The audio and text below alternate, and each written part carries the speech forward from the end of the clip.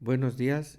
Le doy gracias a Dios por la oportunidad que nos concede una vez más de poder participar en este trabajo bíblico acerca del Club del Reino, acerca de la introducción al libro de los Salmos. Amén. Vamos a hacer esta introducción teniendo en presente la gran cantidad de libros que son. Así que vamos a tomar algunos pormenores. Espero que sea de bendición y que nos ayude en el estudio y en la lectura que se ha de tener. Le doy gracias a Dios también por Carlita, que Dios la siga bendiciendo en su trabajo, en su labor, y a todos los que se integran y que son partícipes de este trabajo bíblico, de este proyecto bíblico. Bien, vamos a iniciar con el libro de los Salmos. El título, quisiera iniciar, dice, en el título en hebreo, hermano, se dice Tehilim. Su significado es cánticos de acompañamiento de instrumentos de cuerda. Yo le añadiría. Podría decir que todos incorporan al menos un elemento de todos los salmos, un elemento de respuesta personal por parte del creyente hacia la bondad y la gracia de Dios. Es decir, el que está cantando en el libro de los Salmos está mostrando su gratitud por la gran bondad que Dios genera. Debemos de leer el libro de los Salmos como eso, un libro de gratitud. Amén. Desde muy antiguo, el Salterio parece haberse dividido en 5 libros, tal vez como la Torá, Génesis, Éxodo, Levítico, Número, Deuteronomio. Así también dividieron el libro de los Salmos. Puede haber otras divisiones, no estoy diciendo que esta es la división que así se debe de ser. Es parte, ¿no? Para tratar de separar los libros y de poder hacer un análisis histórico y lingüístico. Bien, pero si nos damos cuenta que cada vez que termina un libro, aunque nosotros nada más lo conocemos como el libro de los Salmos, del 1 al 150, están divididos en 5 libros. Entonces, cada vez que termina un libro, se hace una doxología, como un cierre de ese libro y empieza el siguiente libro. Bien, ahora, el número uno, si lo vamos a dividir en 5 partes, el número uno es de los Salmos 1 hasta el 41. El 2 es del Salmo 42 hasta el 72. El libro 3 es desde el Salmo 73 hasta el 89. El 4 es del 90 hasta el 106. Y el libro número 5 es del Salmo 107 hasta el 150. Bien, dicho esto, habría que hacer otra pregunta. ¿Quiénes son los autores? Aunque no todos los nombres dentro del libro de los Salmos tienen a su autor, podemos tener una lista previa, porque hay algunos que sí lo dicen. Por ejemplo, hay un solo salmo donde se dice que su autor era Moisés. Interesante, ¿no?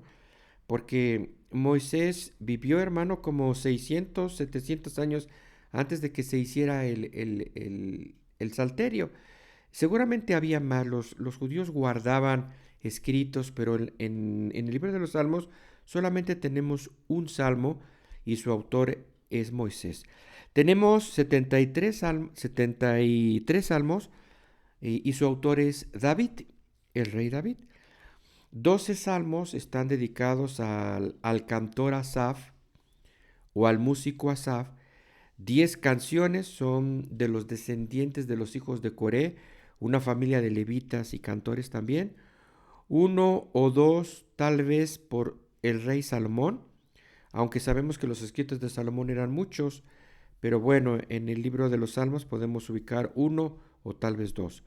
Uno para Emán Esraíta y uno para Etán Esraíta. Tú has de saber que los esraítas eran conocidos como buenos músicos, como buenos compositores, como buenos historiadores, como buenos cantores también. Bueno, ahí está la división aproximadamente de quiénes son los autores de algunos salmos. Bien, podríamos considerar obviamente que el salmo más antiguo, ¿cuál sería? Pues entonces el de Moisés, porque Moisés vivió mucho tiempo atrás en el periodo, vamos a decirlo, de los patriarcas, Moisés, un patriarca. Bueno, entonces leeríamos el Salmo número 90 y tal vez este Salmo nos habla de la grandeza de Dios en el tiempo y en el espacio. Dice, Señor, tú nos has sido refugio de generación en generación. Y comienza la historia, ¿no? El libro uno probablemente fue compilado por David o por alguno otro de sus colaboradores en las direcciones. Tú has de saber que David tenía muchos colaboradores en el aspecto musical, así que el libro uno, pues seguramente fue compilado por el rey David, tal vez incluso por Saúl o por el profeta Samuel. Tal vez el Salmo uno sirve como introducción a toda la colección y tal vez su hijo Salomón tuvo que ver en esta introducción. Ustedes han de saber que Salomón fue un gran redactor, así como el Salmo 72 constituye un apropiado final para la colección de los salmos de David, ya que compende desde el Salmo número uno hasta el Salmo número 72. El libro 2 y el libro 3, es decir, desde el Salmo número 42 hasta el Salmo número 89, pudo haber sido publicado en los días del rey Josías. Aquí valdría la pena hacer un paréntesis, hermanos, porque cuando hablamos de David, David había un auge en cuanto a las cosas espirituales, en cuanto a la lectura de la ley, en cuanto a la entonación, a la composición, porque el rey era un hombre de Dios. Pero cuando avanzamos más hacia adelante, decía yo, los libros 2 y el libro 3, ahí hay problemas porque seguramente estos salmos, decía yo, fueron compilados por la gente de Josías, el rey Josías. Pero antes del rey Josías hubo otro gran, vamos, reformador espiritual que fue el rey Ezequías. Entonces el rey Ezequías empezó con un avivamiento y empezaron a componer, a hacer el libro de los salmos, en el libro 2 y en el libro 3. Pero después viene Manasés y Manasés rompe con los esquemas de la adoración a Jehová y se convierte en un idólatra. Después viene Amón, otro rey, y también rompe con los esquemas. No quiere saber nada de la adoración a Dios.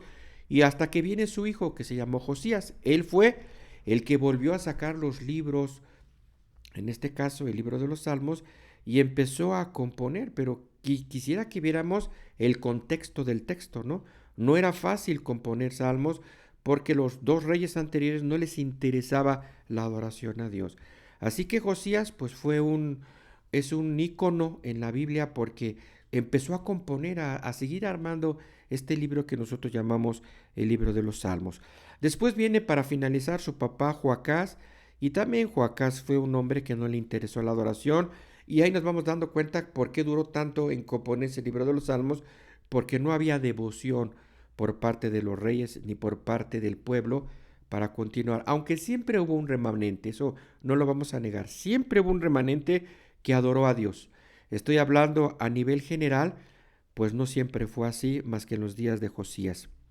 Bien, el asunto, hermano, de quién trabajó aquí, yo diría, hay en el libro de Proverbios capítulo número 25, dice así: también estos son proverbios de Salomón, los cuales copiaron los varones de Ezequías, rey de Judá.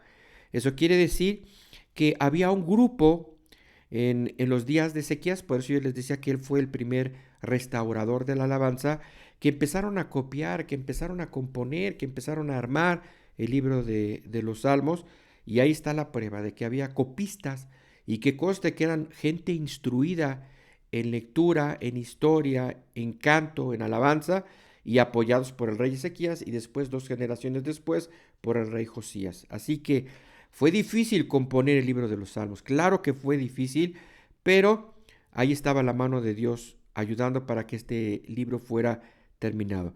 Por lo tanto, yo creo que el rey Josías hizo, o el rey Ezequías, los dos, hicieron público que la gente leyera el libro de los Salmos bajo el patrocinio de estos dos reyes. Bien, Luego nos vamos al libro 4 y al libro 5 del Salmo 90 al 150. Es una gran colección de algunas época antigua como los primeros salmos de David y tal vez se remonta al tiempo de Moisés. O sea, podrían ser salmos muy antiguos, sacados de historias antiguas que nos dan algunos tips de cómo era el pasado y cómo fue la gloria de Dios en el pasado.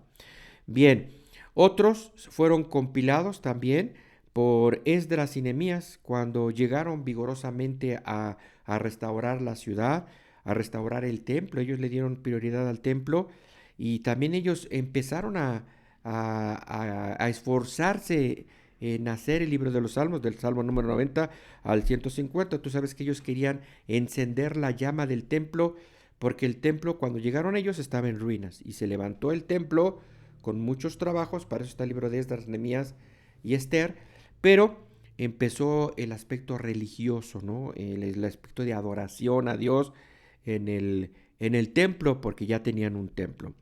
Dicho esto, también podemos dividir el libro de los Salmos ahora por qué hablan, qué dicen, ¿no? ¿Cuál es el tema? Entonces podríamos decir, hay un cierto número de salmos que son del orden del culto público. Estos reflejan, decía yo en un principio, la adoración y devoción personal que le debemos a Jehová, que le debemos a Dios, que le debemos a Yahvé según la estructura gramatical.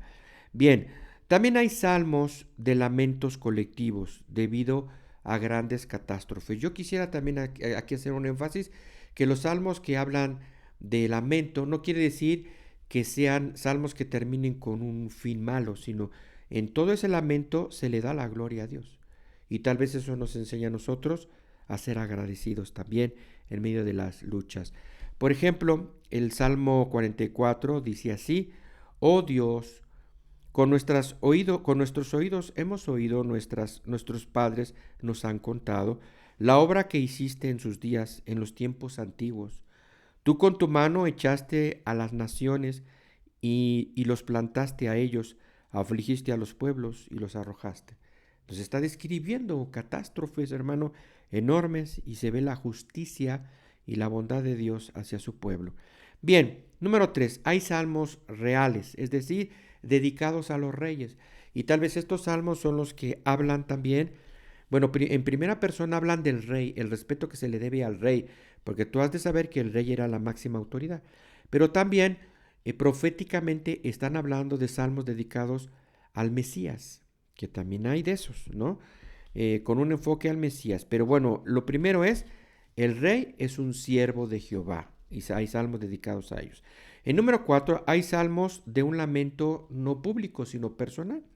Este tipo de salmos tal vez forman la columna vertebral del libro de los salmos, cuando es un salmo personal, en el cual el autor se haya angustiado, amenazado por sus enemigos injustamente, perseguido, y no obstante, vemos un cambio en la fe que expresa la certeza que su oración y su alabanza será escuchada. A menudo, cuando hacen estas oraciones, estas alabanzas, el autor hace votos a Dios. Le dice, si tú me das esto, yo haré esto. Y cuando viene la respuesta, bueno, ellos esperan confiadamente en Jehová. Como ejemplo, hay tantos salmos, pero hay un salmo que es muy conocido para nosotros, el Salmo número 23, en el verso número 5, dice así: preparas la mesa delante de mis angustiadores. Y fíjate que cuando leemos este salmo, realmente David estaba sentado a la mesa, estaba sentado con el profeta Natán que le estaba dando de comer, pero también en la mesa estaba su enemigo. Un edomita estaba sentado ahí y no pudieron evitar que él se sentara. Por eso el salmista está utilizando esta canción, esta oración, y dice: preparaste la mesa, me diste de comer porque tenía hambre, pero también ahí estaba mi enemigo sentado a la mesa comiendo, que después hubo consecuencias por eso. Pero por eso son salmos de un lamento individual. Por la fe, en medio en esa mesa, el salmista dice, o el rey David dice: unges mi cabeza con aceite, mi copa está rebosando. En medio de la crisis, David se siente que la unción del Espíritu de Dios está sobre él. Y 5, cantos individuales, cantos de acción de gracias como el Salmo 18, el Salmo 30, el 32, el 41, el 66, el 92, que expresan cantos de acción de gracias por las liberaciones y las bendiciones recibidas. Así que el adorador, ¿verdad?, se acerca al altar, y yo le llamo el altar de las misericordias, para dar gracias. Solamente sabe dar gracias. Bien, dicho esto, llego a la última parte. Quisiera seleccionar, porque a veces no sabemos qué significa esto, pero en el libro de los Salmos, hermano, hay unos títulos que se ponen en hebreo y ustedes los van a ir viendo. Uno de esos títulos dice Mismor. Mismor significa una canción interpretada con acompañamiento de instrumentos musicales, como instrumentos de cuerda o instrumentos de vientos. De estos hay 57 salmos. O sea, ellos sabían que cuando el título decía Mismor tenía que cantarse con acompañamiento de instrumentos. Amén. También hay otro tema, en otro subtítulo en el libro de los Salmos. Cuando lleguen o los lean, dicen Shir, S-H-I-R, Shir. Se indica con este título una música vocal, es decir, este salmo es cantado, solamente es cantado. Por eso decía yo que había hombres excelentes en entonación, tanto hombres como mujeres, cantos, ¿verdad? Nosotros aquí en México lo llamamos un solista, ¿no? Como el Salmo 27. Perdón, son 27 salmos, perdón, los que están formados por ese título Shir. 15 de estos se designan Shir, Ham, Maalot, o sea, ya se le añadió otra frase más, y dice, cantos de ascensos se cantaban cuando se iban, porque tú has de saber que para llegar al templo, el templo era un lugar elevado, entonces subían por escaleras, eran muchas escaleras para llegar hasta al lugar de adoración. Entonces los cantores iban en una procesión, iban marchando, y conforme ellos iban subiendo las escaleras, entonaban estos cantos. 15 de estos salmos dicen así, Shir, Ham, Malot, quiere decir que los iban cantando conforme iban marchando y subiendo las gradas del templo de Jerusalén. Bien, también hay otro título que vamos a ver y dice Másquil. Másquil es un poema didáctico, es decir, este título quiere decir presta atención.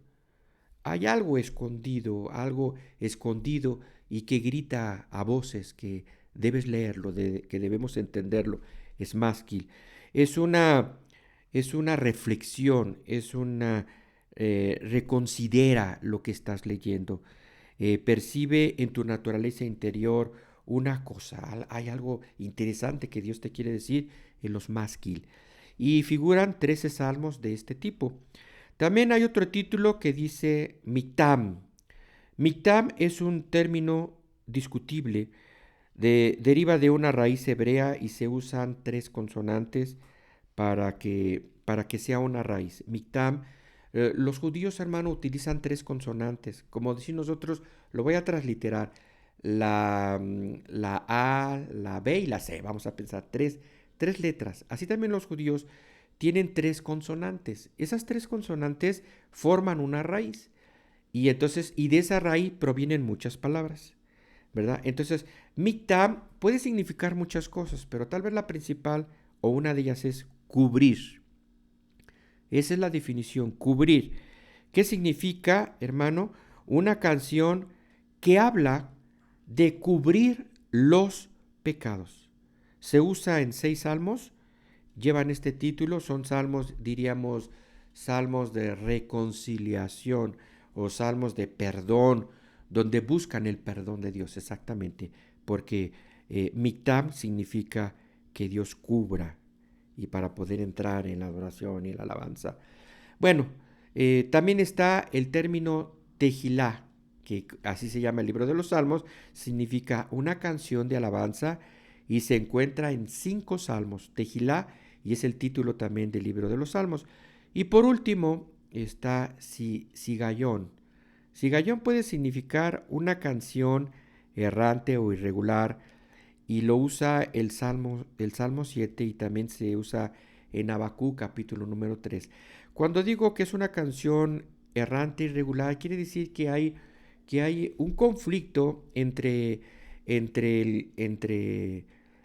la duda y la fe, o entre la prueba y la fe, entre, la pobreza y la bendición de Dios.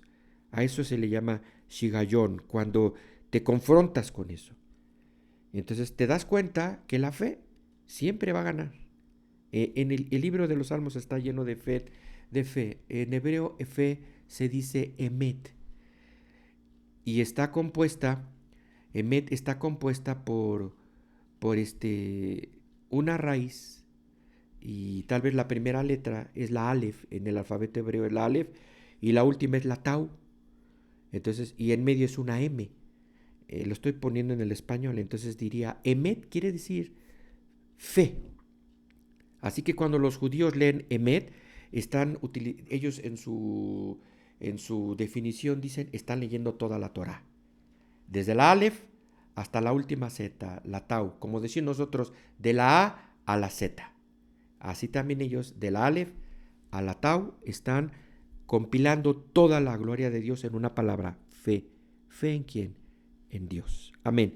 Que esta pequeña introducción sea de bendición para tu lectura y que conforme vayan avanzando, pues tú puedas entender por qué están estos títulos en hebreo, por qué estos salmos de adoración o de duelo o históricos o quién los compuso, cuál fue, nosotros lo leemos en un rato, pero tardó mucho tiempo en formarse el libro de los salmos. Que sea de bendición la lectura y que de verdad continuemos aprendiendo la hermosa palabra de Dios. No me queda más que decirles que la bendición de Dios sea con todos ustedes, que les acompañe en este club del reino. La paz de Dios sea con todos ustedes. Amén.